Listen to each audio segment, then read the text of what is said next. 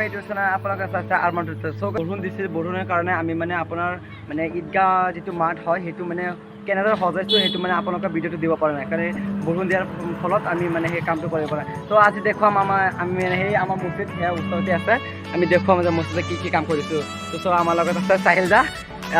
আছে চাহিল দাৰ এটা ইউটিউব চেনেল আছে সোহেল ব্লগ সেইটো আপোনালোকে চাব